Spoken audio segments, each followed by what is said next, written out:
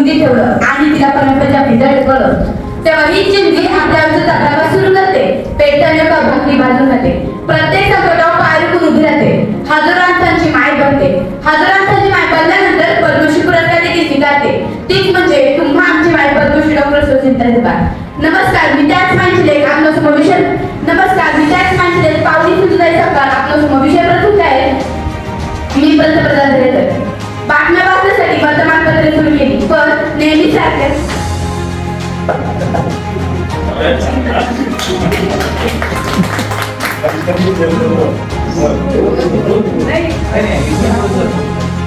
माझे विषयाचे नाव आहे मी पंतप्रधान.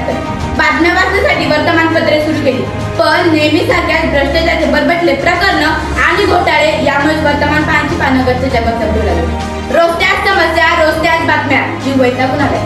मराठाचा विचाराला मी पंतप्रधान झाले तर अगदी देशाचे चित्र बदलून टाकेल. मी पंतप्रधान झाले तर भारत माता, भारताची जनता यांची मी सेवा काही कधी विसरणार नाही. भारतीय जनतेने माझ्या विश्वास ठेवून मला निवडून आणलं, त्यांची सेवा करण्याची संधी दिली, त्यांची मी ऋण आहे आणि लाल बहादूर शास्त्री यांचे तत्व माझ्या जीवनात अवलंबून करेल. यावरून मला एक छोटीशी गोष्ट सांगायची वाटते. लाल बहादूर शास्त्री आपल्या सर्वांना माहितीच आहे. लाल बहादूर शास्त्री हे भारताचे दुसरे पंतप्रधान होते. त्यांच्याकडे अनेक शासनाच्या गाड्या होत्या. त्यांना 2 मुलं होती. एक दिवस त्यांची ती 2 मुले शासनाची गाडी घेऊन बाहेर फिरायला गेली. जेव्हा लाल बहादूर शास्त्रींना कळलं तेव्हा लाल बहादूर शास्त्री खूप चिडले. ते मुलं आलं त्यांना परत म्हणाली की आपली गाडी नाही, ही शासनाची गाडी आहे, या गाडीवर आपला अधिकार नाही. या गोष्टीने आपल्याला असे समजते जी दुसऱ्यांची वस्तू असू या शासकीय वस्तू ती हाताळताना आपण नेहमी प्रामाणिक राहिले पाहिजे. जर भारताचा पहिला नागरिक प्रामाणिक असेल तरच तो देशाची सेवा करू शकतो, देशाचा विकास करू शकतो, विज्ञान आणि तंत्रज्ञान यामध्ये प्रगती करू शकतो. कोरोनासारख्या महाभयंकर युद्धामध्ये घरी बसलेल्या सर्व सामान्यांच्या घराच्या दारापर्यंत अन्न पोहोचवणं काम जर कुणी केलं असेल ना तर तो माझा बळीराजा आहे.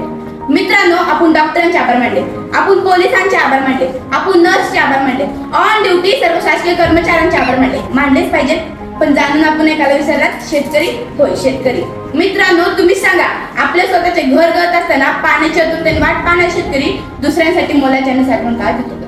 आणि आता त्याच शेतकऱ्यांनी मोलाच्या साठवून ठेवलेल्या पिकाला मातीमोल भाव मिळत नाही. मी पंतप्रधान झाले तर गावातल्या शेतकऱ्यांना ठिबक सिंचनाची मदत करेन आणि त्यांना मातीमोल भाव मिळवून देईल. आणि त्यांनी सांगितलेल्या गरजा मला लवकरात लवकर कशा पूर्ण करता येईल याचा मी नक्की विचार करेन. तर एवढंच बोले. जर माझ्या तोंडात काही चुकीचे शब्द आले असतील तर किंवा माझा बुद्धीचा दोष आहे. चांगले असेल तर तो मी तुम्हाला वाटलेला शब्दरूपी प्रसार असेल. माझ्या युक्तीचा नव्हे हा प्रकार असं का भगवंत वाचत होती. प्रकल्प व्यासपीठाची रजा घेते म्हणतो.